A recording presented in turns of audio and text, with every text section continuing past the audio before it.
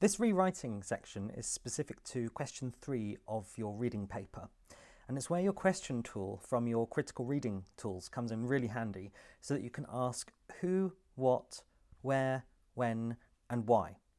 So who are you writing as? What role are you taking on? What are you writing about? So what are the key facts from the text and what's the purpose of the writing? Where has it taken place? Imagine yourself right there in the scene.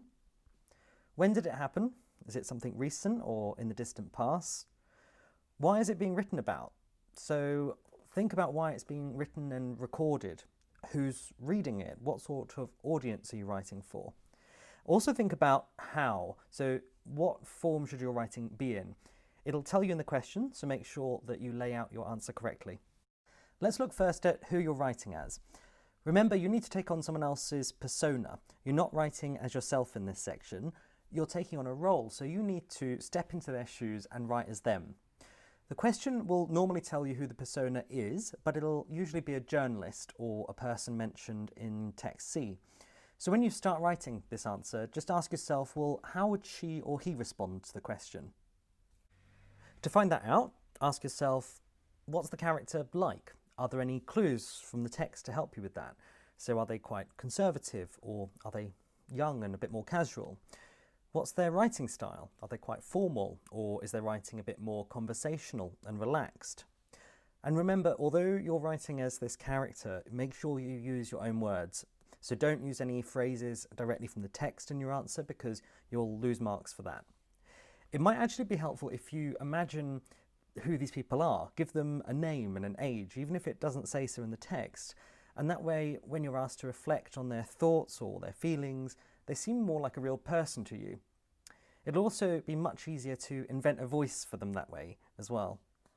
Quick exam tip here, be concise. Although you're taking on a persona, this isn't creative writing, so don't confuse it with any of your descriptive or your narrative writing skills. You only have 250 to 350 words, so stay focused on the task that's directed by the question. Now that you know who you're writing as, take them with you on a fact-finding mission through the text. So go and look for all of the cold, hard facts that you can find and highlight them or underline them as you go. It's really important that you include facts from the text because you'll be graded on your understanding of it. Then go and look further into the purpose of the writing. So try and read between the lines and pick out any inferences to get a glimpse of what people might be thinking or how they might be feeling about whatever's happened. That way you can make sure that you get the tone of your writing correct and that you use all of the right connotations in your language. Then think about where this has taken place. The location might be specified in the text, in which case you can use your skills from the setting part of the writing exam to make sure you include some detail about it. If the location isn't specified, then you can just make it up.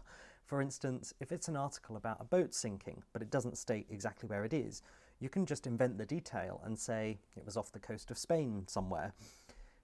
Likewise with time, the text might specify whether this has happened at day or night or a particular time of year, but if not, you can elaborate on that for some extra detail.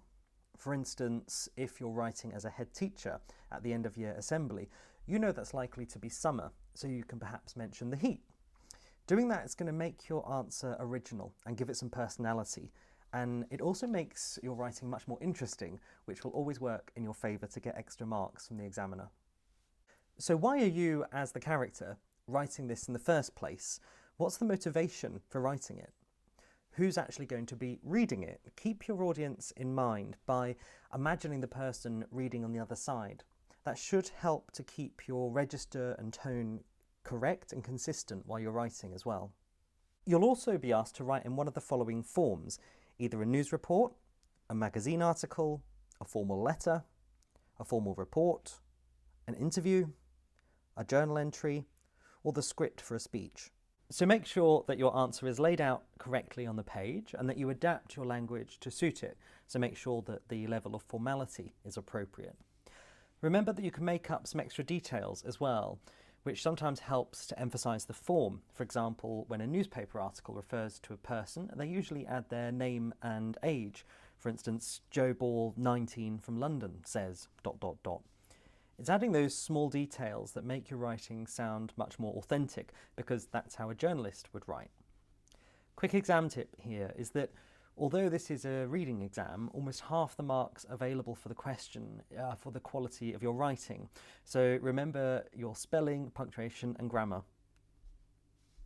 In summary then, when you get to this question, ask yourself who, what, where, when, why and how.